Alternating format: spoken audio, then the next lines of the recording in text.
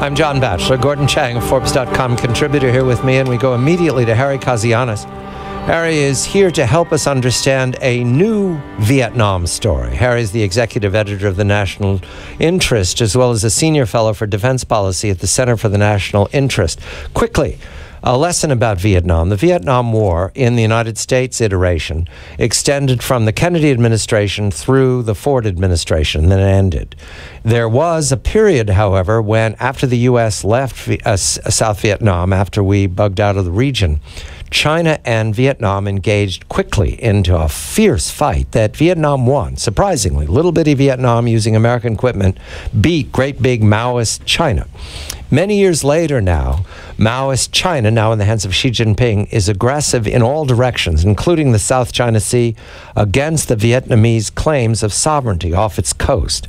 Now, suddenly, we find the Vietnamese smiling at John Kerry, Secretary of State, a Vietnam War veteran. Harry, a very good evening to you. Is this a rapprochement of convenience for Hanoi and for the United States? Good evening to you. Good evening, gentlemen. Well, of course it is. I think there's a very big reason why. In fact, there's probably 5 trillion reasons why, and that's the amount of seaborne trade that goes through the South China Sea, which we've talked a lot about in this program. I mean, basically, all parties that are basically border around the South China Sea have a huge interest in having very strong relations with the United States. All parties have a big interest in basically making sure that global commons, as again we've talked about before many times, remains as what it is, a place where trade can go back and forth among all the different seagoing nations. I mean, essentially what China is trying to do with the 9-dash line and all these different claims is essentially carve out a space in the sea, specifically in the South China Sea, where that is what they call their blue water territory, or basically extending borders into oceans. And I don't need to tell anybody that if you look at maritime history or just history in general, nobody has ever decided to declare an ocean as part of your territory. I mean, you get on any cruise ship, or fishermen who go out into the seas and make the ocean their business. Nobody goes and claims oceans. Those are common spaces. So I think just by and large, this is taking really large chunks of the Asia Pacific and basically put them in the U.S. camp. So I definitely think there's a lot of mutual interest there for sure. Harry, I think Vietnamese foreign policy is really interesting because at the same time that they're reaching out to the United States, they're also reaching out to India. So you have Hanoi trying to build relations with New Delhi and Washington at the same time. And that would make Vietnam, which is not big, but nonetheless, it would make Vietnam a really major power if it had both the Indians and Americans behind it at the same time. I think that's a great observation, Gordon.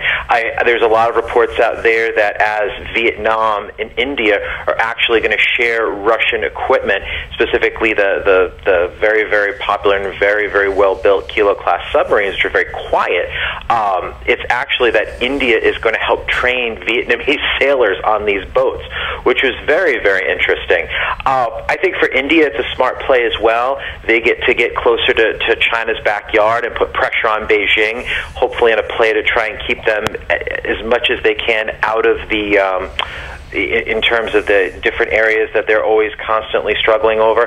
So I think it's a very, very smart play for both countries. It makes a lot of sense. And you have Vietnam and India. You also have Vietnam and Japan. And so this is basically Vietnam putting itself at the center of an alliance of countries.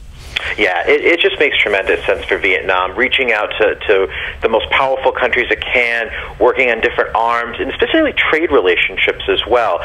So what it does is it ties all these countries together, not just in a military sense, but in an economic sense as well. And I think that's a very smart play. I don't want to go too far. Uncle Joe in Hanoi here, our friends, the Vietnamese. It's still a communist dictatorship and brutal. Correct, Harry? Oh, absolutely. And Secretary Kerry and others and multiple U.S. administrations have called Vietnam for multiple human rights violations. And I think that's a smart thing to do.